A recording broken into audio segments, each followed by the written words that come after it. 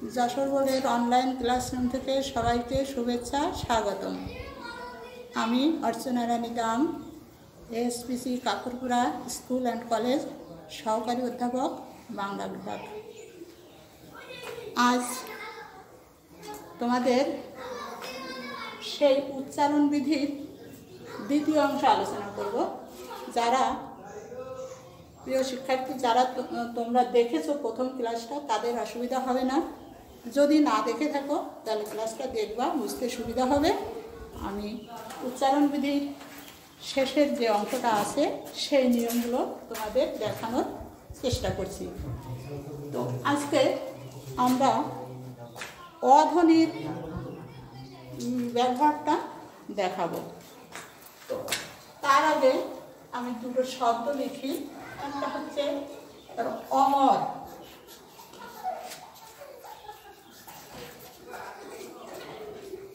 আর একটা হচ্ছে অধ্যাপক। এই যে শব্দগুলো অধ্বনির উচ্চারণ দুই রকম। এতে আমরা বলছি অমর, অমর, অ থেকে যাচ্ছে। আর এই উচ্চারণটা যখন করছি আমরা অধ্যাপক বলছি, অ হয়ে যাচ্ছে ও, ও হচ্ছে এই স্বরধ্বনির, অস্বরধ্বনির এই পরিবর্তনের দুটা নিয়ম আছে।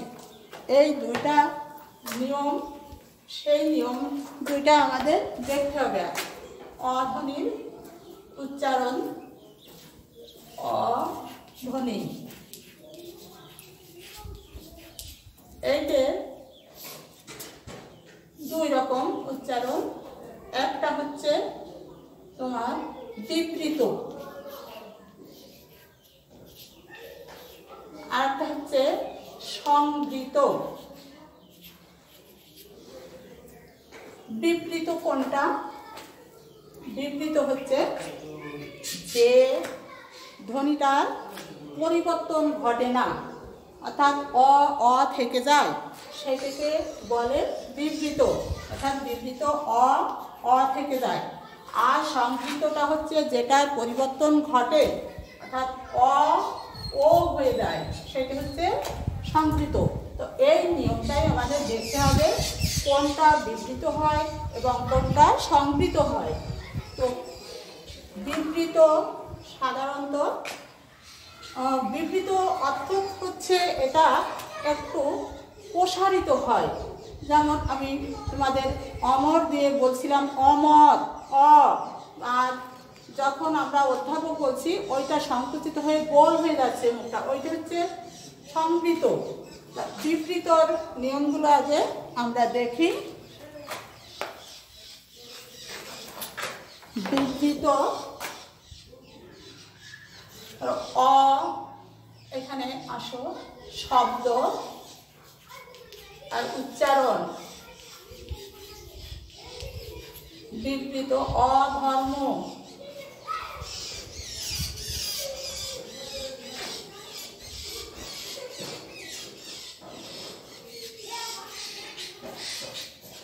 অনাশ্রিত, অনেক,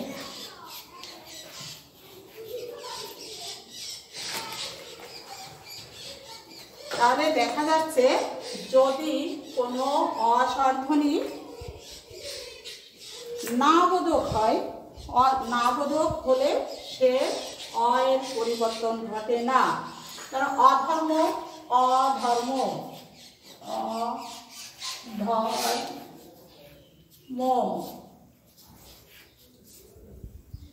অনাশ্রিত, অনাশ্রিত,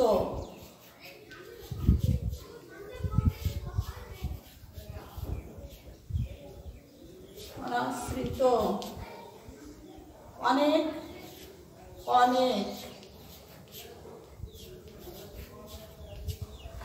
তাহলে যদি কোনো নাবোধক শব্দ আমরা পাই, সেটার কোনো পরিবর্তন ঘটবে না, অস্বরধ্বনি থেকেই যাবে। এইভাবে আমরা যদি এখন বলা হয় একে তোমার নাবোধক শব্দ, ধর্ম না, অধর্ম, অনাশ্রিত, আশ্রিত না, আর অনেক, অনেক কি হবে তোমার নাবোধক হলো, এটাও নাবোধক অর্থাৎ এক না।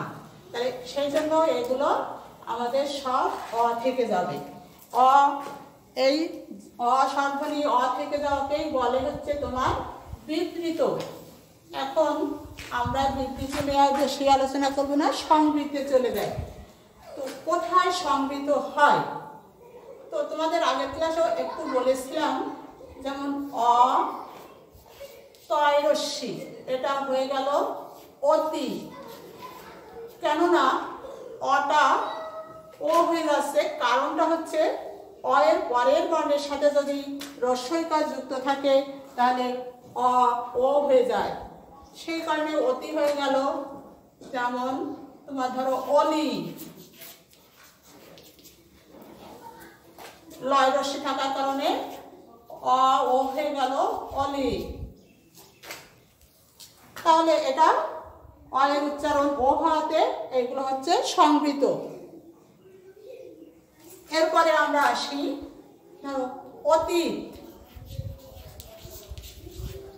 অতীত এটাও যেহেতু পরের বর্ণের সাথে দীর্ঘইকার থাকার জন্য এটা ও হয়ে গেছে, ও।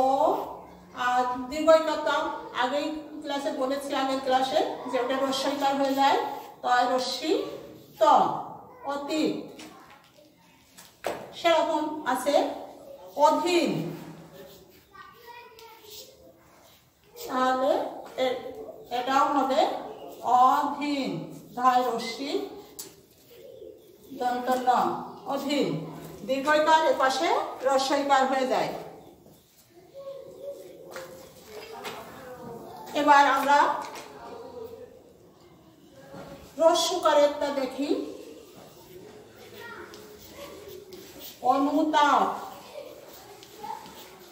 এই অ কেন হচ্ছে? যেহেতু বর্ণের পরে রস্যইকার আছে, রস্যকার আছে, সেজন্য এটা অ হয়ে যাচ্ছে অনুতাপ। আর রস্যইকার দীর্ঘইকার যদি থাকে রস্যইকার, আর রস্যকার থাকলে রস্যকারই হয়। এখানে যদি দীর্ঘকার থাকতো তাহলে ওখানে রস্যকার হতো, অনুতাপ। সেরকম আছে অনু ভ, তাহলে হবে হচ্ছে ও রস্যকার থাকার কারণে ও হয়ে গেল অনু ভ।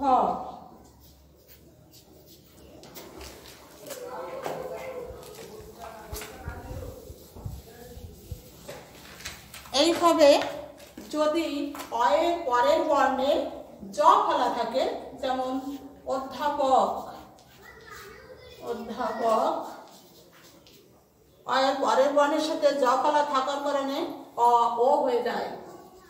এখানে হবে ওধ ধা পক।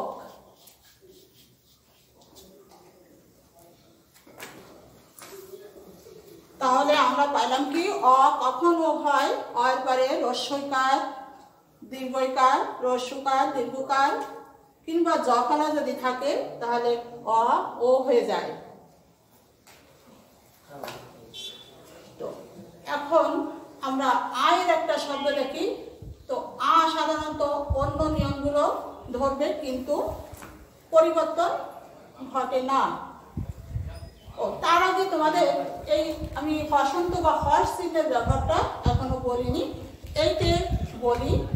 এই হর্ষ বা হসন্ত কোথায় হয়? তখন আমরা এখানে দুই জায়গায় হসন্ত দিয়েছি, কারণ যেখানে আমাদের শাসাঘাত হয় সেখানে ওইটা দিতে হবে। তাছাড়া আরো নিয়ম আছে, যেটা যে স্বর বর্ণে কখনো হর্ষ চিহ্ন বসে না, শুধু ব্যঞ্জন বর্ণে বসে। কোন ব্যঞ্জনে বসবে? যে ব্যঞ্জনের সঙ্গে আকার, রস্যইকার, ফলা কোনো কিছু যুক্ত থাকবে না, তার সঙ্গে শুধু হর্ষ চিহ্ন বসবে। তাহলে এখানে আমরা অধ্যাপক কয়টা এক সিলেবেল ভাগ করে করে করছি, অর্থাৎ শব্দের অংশ। এখানে ও, এখানে শাসাঘাত লাগছে, ওখানে হলো। আর এই দটা হচ্ছে তোমার ব্যঞ্জন বর্ণ। ব্যঞ্জন বর্ণ হওয়ার জন্য আমরা এর সঙ্গে কোনো কার ফলা যুক্ত না হয় আমরা হয় দিছি। আর ধাপও এই কয়ে শাসাঘাত লাগছে, ক হচ্ছে তোমার ব্যঞ্জন বর্ণ, এই জন্য ওখানেও আমাদের বসন্ত দিতে হয়েছে। এইভাবে আমাদের পরিবর্তনগুলো আসবে। আয়ে কোনো তেমন পরিবর্তন হয় না, আয়ের শব্দ আয় থেকে যায়। যেমন আশ্রম, আ দন্তস্বয় হয়, দন্তস্বয় রাখা, আশ্রম। তবে এখানে আরো দুটি নিয়ম এসে গেল।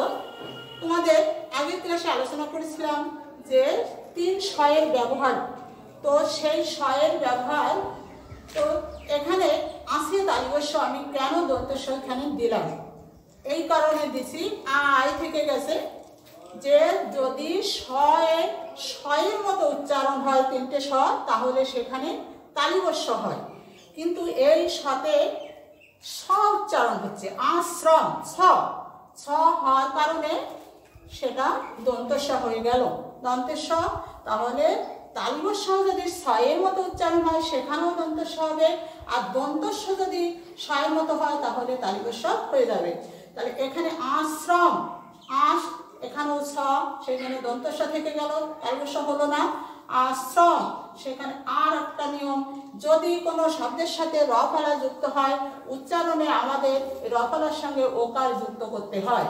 তাই আমরা এটা দুটোই দন্তস্ব এসেছে শয়ের কারণে আশ্রম, আর দুটো হসন্ত এসেছে এই কারণে দুটো শব্দের অংশ আমরা ভাগ করে এখানে উচ্চারণ করেছি। এখানে শাসাঘাত হয় আস, আর এখানে করলাম শ্রমই করলাম। আর তারপরে যে রুলটা বলেছি ব্যঞ্জন বর্ণে শুধু হবে, সেই ব্যঞ্জনের সঙ্গে যদি কোনো কার ফলা যুক্ত না থাকে সেখানে এই হসন্ত হয়। এই শয়ের ব্যবহারের জন্য আমি আর একটা শব্দ লিখি, উপস্থিত, উপস্থিত। এখন রস্যু তো রস্যই থেকে যায়, উপস্থিত, কয় ওকার উপস, এই উপস্থিত এখানে ছটা ছয়ের মতো হচ্ছে, এই জন্য এখানে দন্তস্ব থেকে যাবে, উপস্থিত, উপস্থিত। দুই জায়গায় আমাদের শাসাঘাতের কারণে আমরা হর্ষ চিহ্ন ব্যবহার করেছি, উপস্থিত। সেরকম যদি শত স থেকে যায় তাহলে আমাদের ওখানে তালিবস্য হতো। একটা শব্দ আনি আমরা, অসীম, অসীম, অসীম। তো যে সূত্র তোমাদের দেখালাম একটু আগে, যেটা যে যদি না বোধক হয় অ থেকে যায় তাহলে অসীম মানে যার সীমা নেই।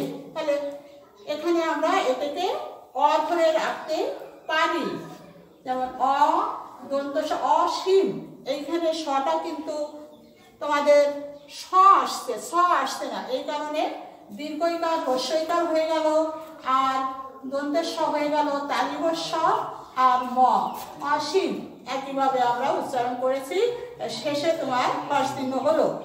এই শব্দটা আমরা দুইভাবে করতে পারি, দুটোই সঠিক।